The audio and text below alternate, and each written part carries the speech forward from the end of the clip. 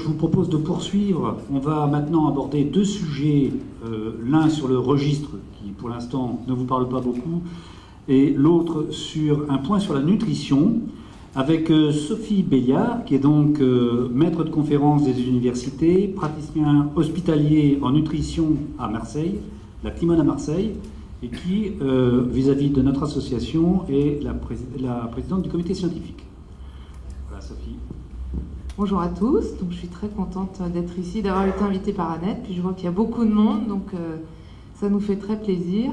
Donc je vais traiter de deux thèmes. Le premier thème, c'est le registre français de l'hypercholestérolémie familiale. Et après, on parlera nutrition et cholestérol. Donc déjà, je vais faire un petit sondage. Qui dans la pièce a déjà entendu parler du registre français de l'hypercholestérolémie familiale? Il n'y a personne en fait. Personne ne connaît l'existence. Si, une, deux, oui, bah oui. Ah si, il y en a quelques-uns. Bon, il y a moins de 10 quoi. Voilà, oui. Merci Margot.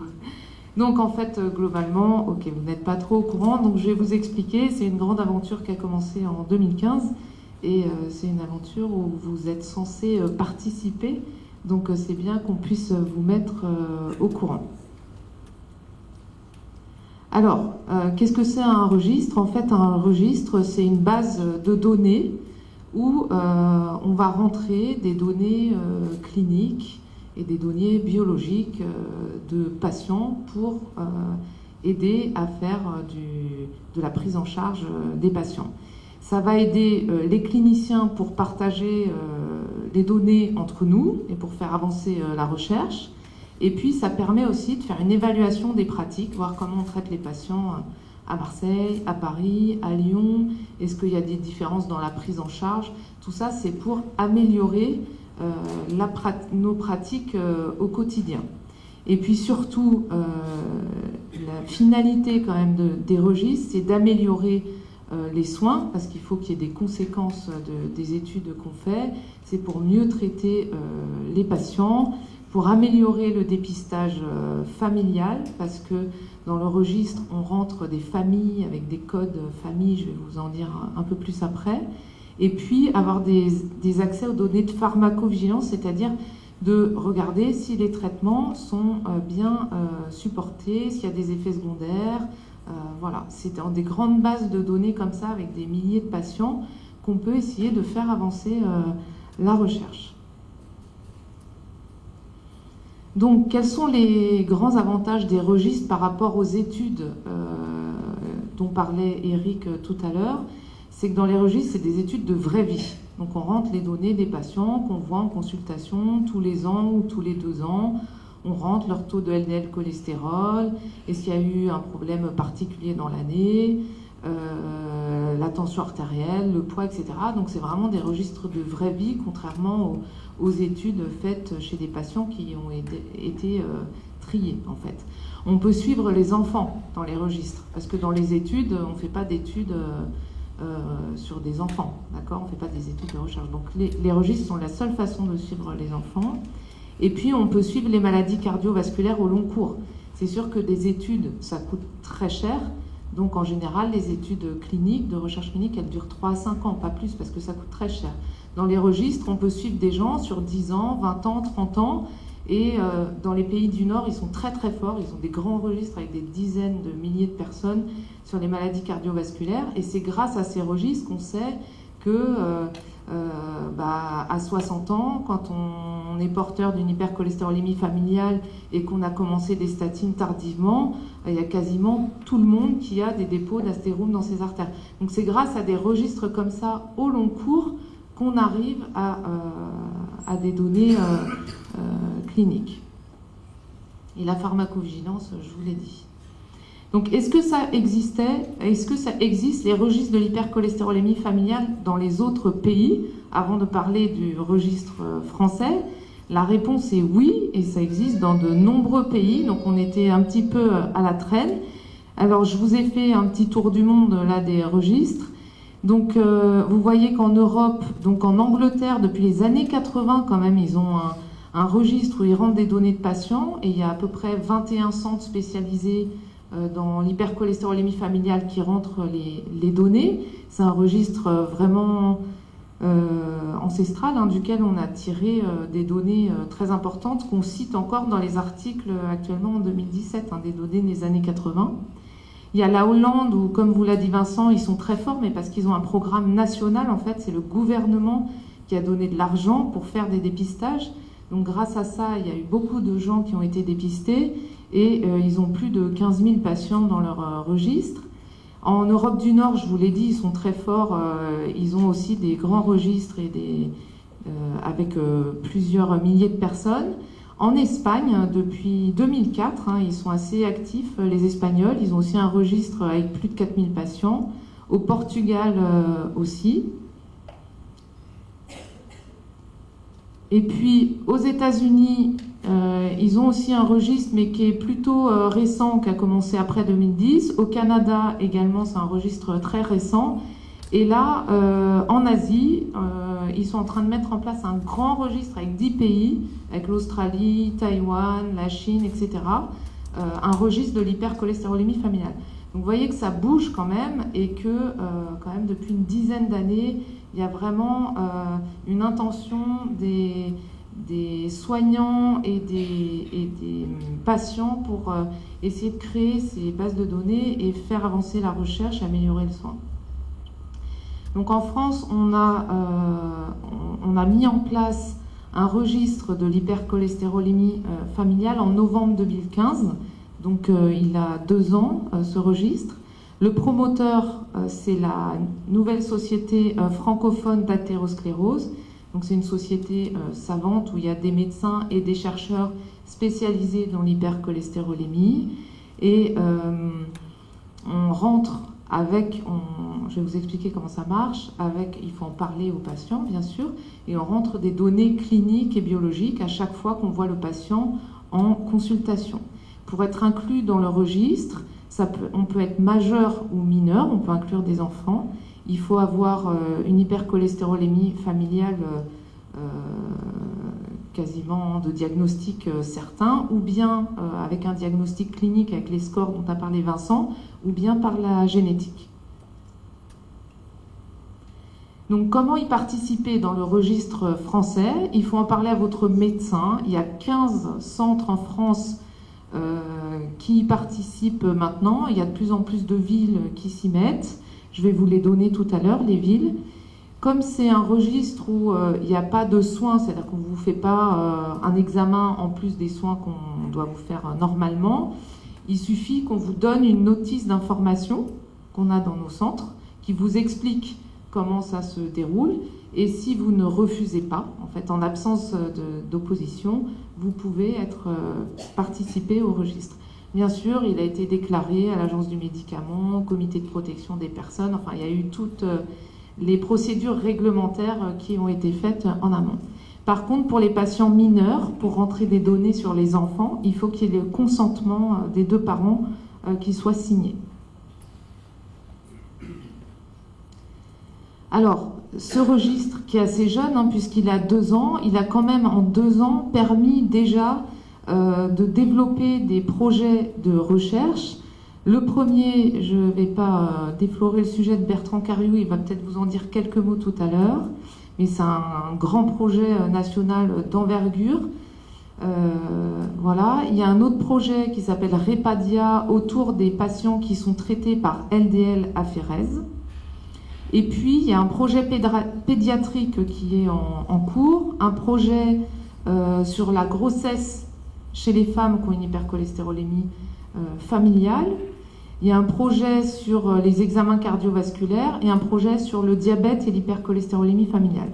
Donc vous voyez qu'il y a déjà pas mal de projets qui sont pour certains débutants et d'autres déjà avancés.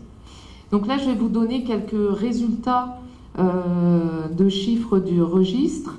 Donc vous voyez, il y a une quinzaine de centres qui sont ouverts, mais là, on vient d'être contacté, il y en a de plus en plus par Grenoble, par Nancy, donc ça avance. Donc il y a des centres, donc à Paris, je pense qu'il y a une majorité de Parisiens ici. S'il y a des gens qui viennent de province, qui sont venus de province,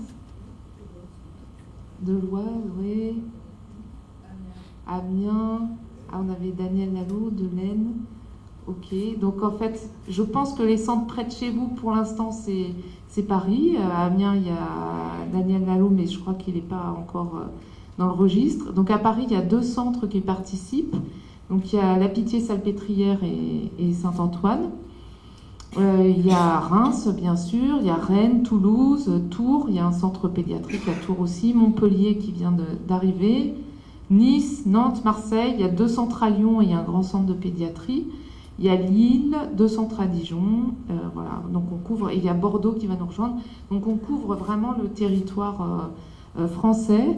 Et vous voyez qu'on a rentré plus de 4000 patients, des données sur plus de 4000 patients au bout de 2 ans, donc ce qui est vraiment important. Et on a une bonne dynamique, on rentre à peu près entre 100 et 150 nouveaux patients par mois. Donc là, c'était juste pour vous montrer. En fait, on rentre les données à une visite. Quand on voit le patient, on rentre, voilà, son taux de cholestérol, est-ce qu'il prend sa statine? Non, pourquoi? Est-ce que c'est parce qu'il a mal aux muscles? Est-ce qu'il y a eu un problème vasculaire dans l'année, etc. Donc on rentre chaque consultation et on peut rentrer du coup plusieurs consultations par patient. Et vous voyez qu'on a déjà 12 000 consultations renseignées dans le registre. Ça, je ne vais pas vous ennuyer avec les chiffres, juste pour vous dire que l'âge moyen donc des patients, c'est une 50aine d'années. Il y a quand même des enfants, vous voyez qu'il y a presque 180 enfants. Et là, tout à l'heure, je vous parlais de famille. Donc en fait, on appose un code famille à chaque patient qui est rentré, pour essayer de voir combien on a de patients qui appartiennent à une même famille. Et donc, on a plus de 300, on a presque 600 familles en fait dans le registre. Et on a 74 patients qui ont plus de 3 apparentés rentrés. Et voilà. Donc il y a quand même beaucoup de familles qui sont rentrées.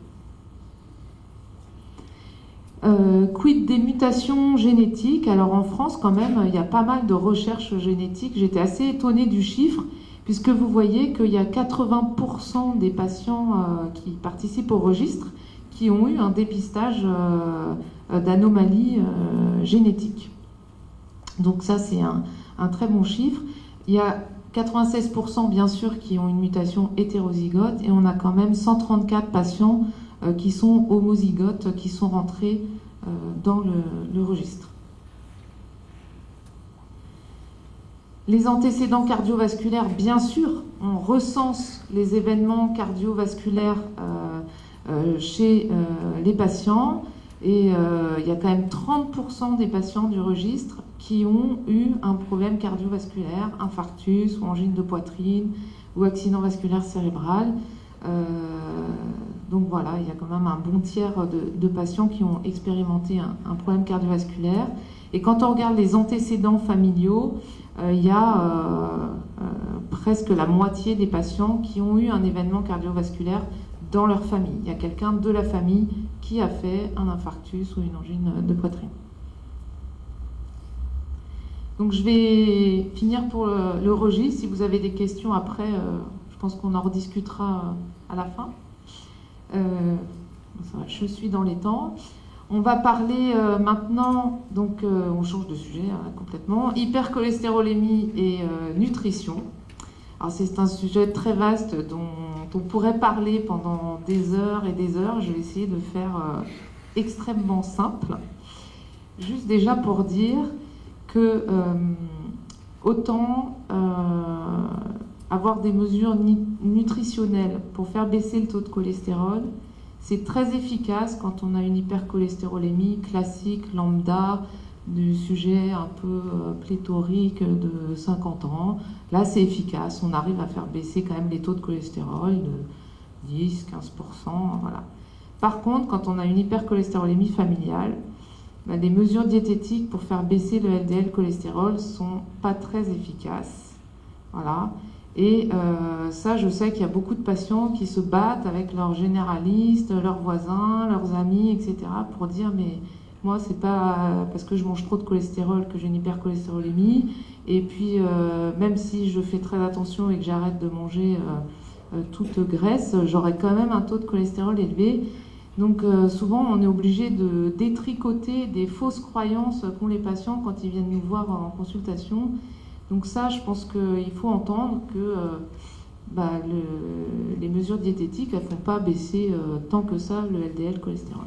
Par contre, il y a quand même des mesures, enfin, ce n'est pas des mesures diététiques, mais une bonne alimentation, entre guillemets, qui est bonne pour le système cardiovasculaire, pour tout le monde, et qu'on peut recommander pour tout le monde, qu'on soit porteur ou pas d'une hypercholestérolémie. Et le mode alimentaire qui a vraiment démontré dans les études de façon forte qu'on pouvait diminuer le risque cardiovasculaire, c'est le régime méditerranéen. Donc chez nous à Marseille, c'est facile. Moi, quand j'explique aux gens le régime méditerranéen, c'est facile. C'est sûr que quand on habite à Lille ou à Brest, c'est un peu plus compliqué. Voilà, globalement, le régime méditerranéen, il privilégie les graisses d'origine végétale, notamment l'huile d'olive, mais aussi les autres graisses végétales, au détriment des graisses d'origine animale ou d'origine industrielle. C'est assez grossier ce que je vous dis là. Voilà, donc le régime méditerranéen, c'est le régime qui a le meilleur niveau de preuve pour une bonne santé cardiovasculaire. Après, on va discuter nutrition et cholestérol. On va parler des aliments qui peuvent entraîner une petite baisse de cholestérol dans l'hypercholestérolémie classique. Donc, une des premières mesures qu'on voit dans toutes les recommandations, et je pense qu'on peut vraiment les appliquer à tout le monde, et aussi pour la bonne santé cardiovasculaire, c'est de limiter ce qu'on appelle les acides gras saturés. Alors, c'est quoi les acides gras saturés ? Ce sont les acides gras qui sont solides à froid, c'est-à-dire le fromage, le gras du jambon, la crème. Voilà, donc ce sont les graisses animales qui sont solides à froid. Donc c'est les charcuteries, les fromages, les crèmes, le beurre. Et puis on en trouve beaucoup dans les produits industriels. Là vous voyez une photo, dans les quiches, les pizzas et les viennoiseries. Pour faire baisser le taux de cholestérol, ça reste une des mesures les plus efficaces, c'est de limiter les acides gras saturés. Comment on fait en pratique? Parce que si je vous dis limitez les acides gras saturés, au revoir, vous rentrez chez vous et vous ne savez pas ce que vous devez faire pour limiter les acides gras saturés. Quelques points pratiques. Donc, premièrement, limiter les produits industriels, et quand même ce qu'on essaye de dire à nos patients, c'est essayer de cuisiner vous-même. Alors c'est sûr, quand on est à la retraite, tout ça, on a du temps, mais c'est vrai que quand on travaille, qu'on a des enfants, qu'on est pris dans la vie de tous les jours, c'est plus compliqué. Mais voilà, je pense qu'essayer de s'astreindre à acheter des produits qui ne sont pas transformés et de cuisiner soi-même, c'est vraiment important. Et voilà, et limiter les viennoiseries. Je ne sais pas s'il y avait des viennoiseries au buffet là-bas. Bon, après, c'est pas un crime de manger un croissant, j'en ai mangé un ce matin, mais voilà, il ne faut pas en manger tous les jours. Il faut éviter d'associer les produits gras. Le jambon beurre, le beurre saucisson, voilà, si vous pouvez faire le sandwich saucisson sans beurre, sandwich au beurre saucisson, voilà. Après, c'est pas parce que vous mangez un sandwich avec du beurre et du saucisson une fois qu'il va se passer quelque chose. Mais c'est à limiter dans tous les jours. Plutôt choisir des viandes maigres, mais il y a aussi des viandes rouges maigres, vous pouvez manger de la bavette, à l'oyau, etc. Privilégier les graisses végétales, je vous l'ai dit, et puis pour grignoter, éviter tout ce qu'on appelle les calories vides, c'est-à-dire les chips, les sneakers, des choses comme ça, et plutôt fruits, yaourts, etc. Ensuite, il y a une autre mesure dont on parle dans les mesures nutritionnelles pour faire baisser le taux de cholestérol, dont vous avez sûrement parlé avec votre médecin, c'est essayer d'enrichir votre alimentation avec des fibres visqueuses. Alors c'est vrai que ça ne fait pas très envie les fibres visqueuses. C'est vrai que voilà. Donc comment ça marche? Ça diminue l'absorption du cholestérol globalement, ça forme une espèce de gel. Ça améliore aussi le transit intestinal, donc ça peut avoir différents effets. Mais ça a un effet quand même pour baisser le taux de cholestérol et diminuer le risque cardiovasculaire. Alors concrètement, c'est quoi les fibres visqueuses? C'est vrai que ça ne fait pas rêver non plus, je vous le concède.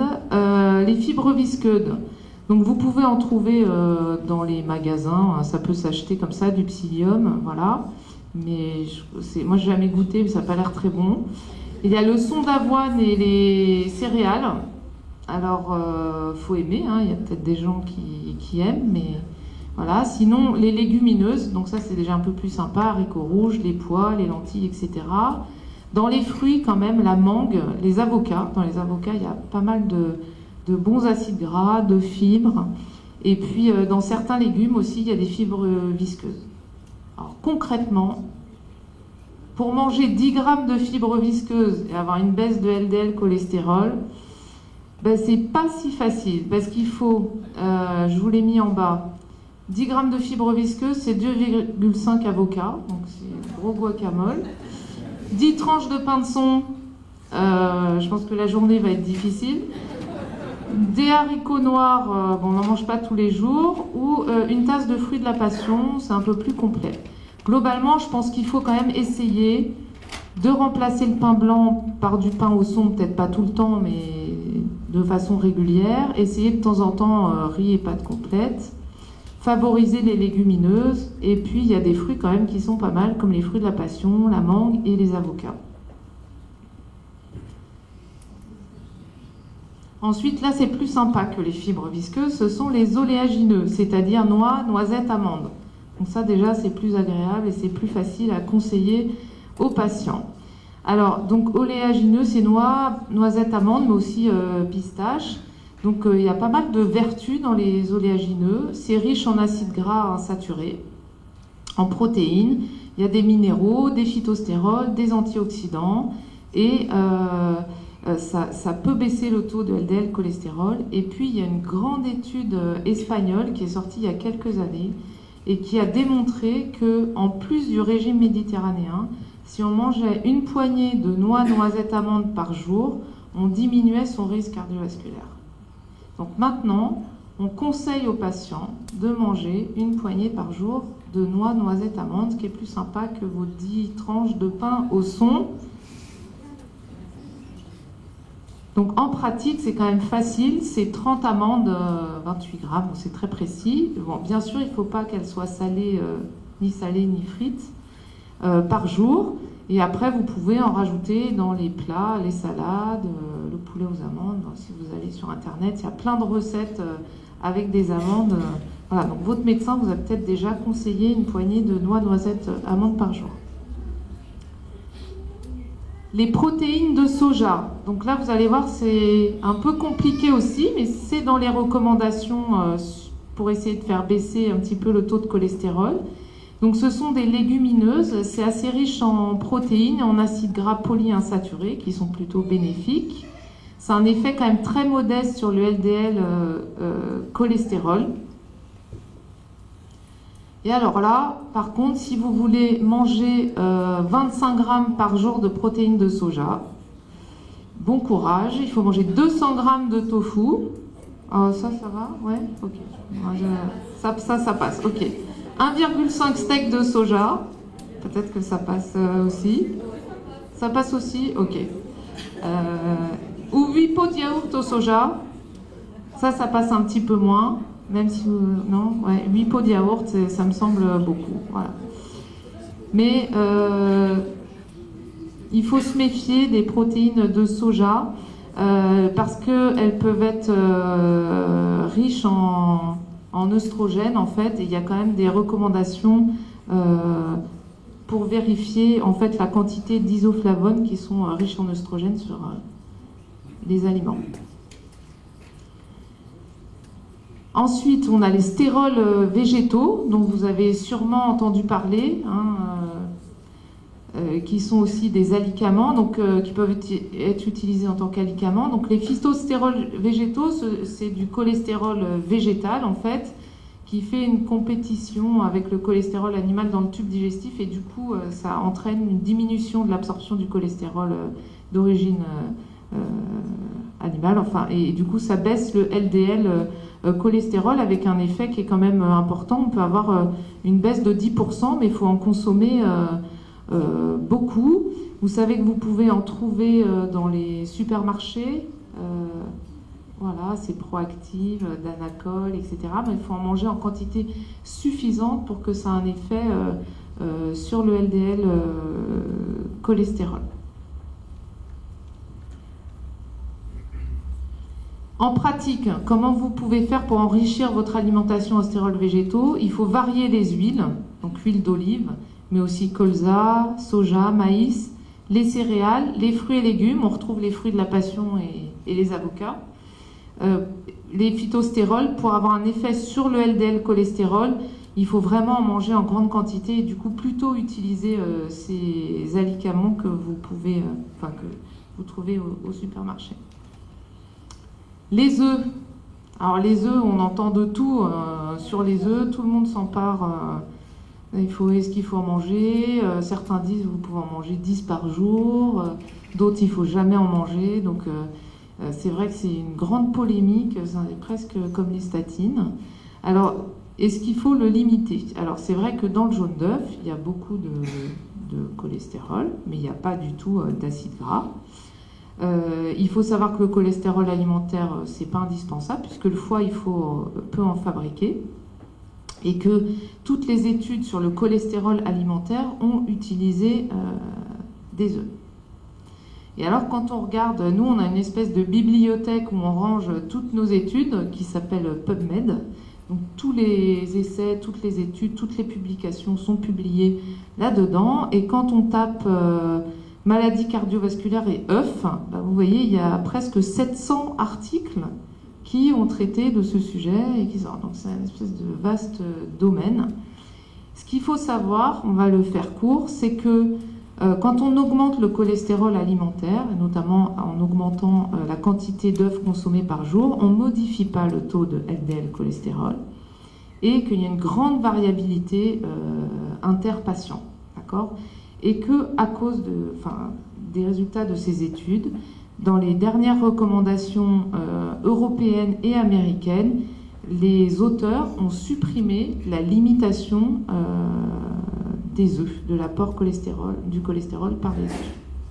Ce qu'il y avait dans toutes les anciennes recommandations, c'était de limiter les œufs. Voilà. Ouais, c'était limité à 300 mg par jour de cholestérol, donc ça faisait... C'est ça, des petites portions, et on disait, de façon pratique, voilà, manger 2 œufs par semaine.